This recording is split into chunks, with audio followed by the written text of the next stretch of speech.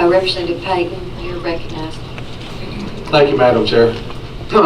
Representative Farrar, some of my questions got asked and answered already, but one key question I have, we can only appropriate money through June 30th of 2016. By law, we can't appropriate any money that would continue through December 31st of 16.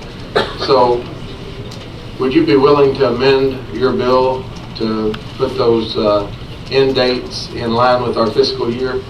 And also, open enrollment for most insurance plans are September, October, November.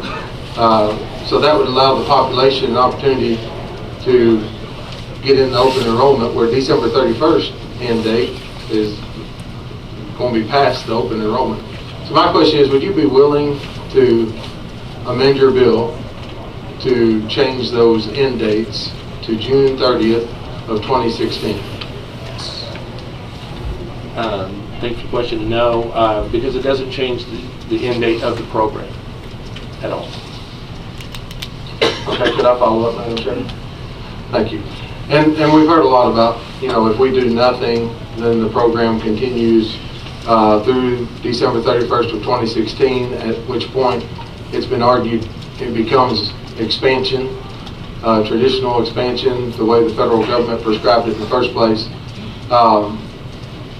The proponents of what we call the private option wanted to involve private insurance as a means that they thought it would lower the cost. Have we proven that it lowered the cost in the past 2 years, or has it been more expensive to purchase the private insurance? According to the GAO report, it was more expensive, but private insurance. So the private insurance has been more expensive.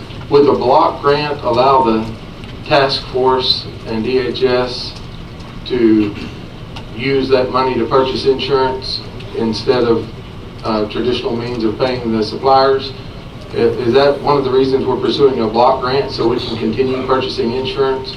I think that the task force will come up with every way.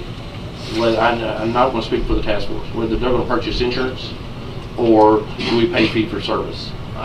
I think that let the task force work and see what they come up with, and it will. And if block grant saves us money, that's the way to go. And one final short question. It'll be real short. I almost forgot it there. It's escaping me real quick. Hold on. But the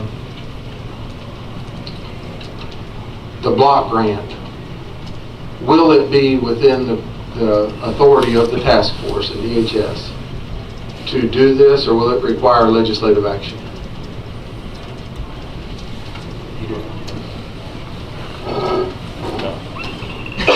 The task force is going to be asked to make a recommendation. The task force has no authority to do anything any more than most subcommittees have authority to do anything without the overall committee approval and generally the overall General Assembly approval.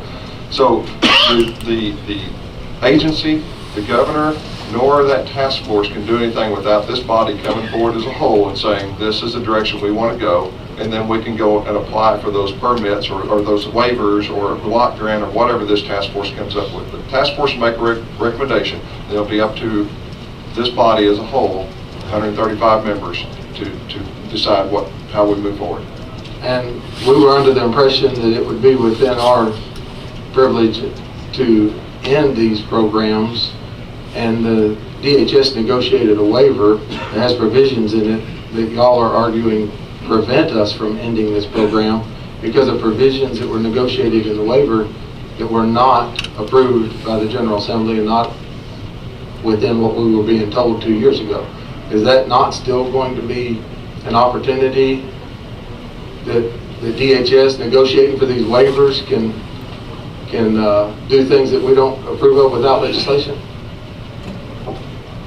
The waivers, whatever waivers we would apply for, would come from the General Assembly. Okay. Thank you, Madam Chair.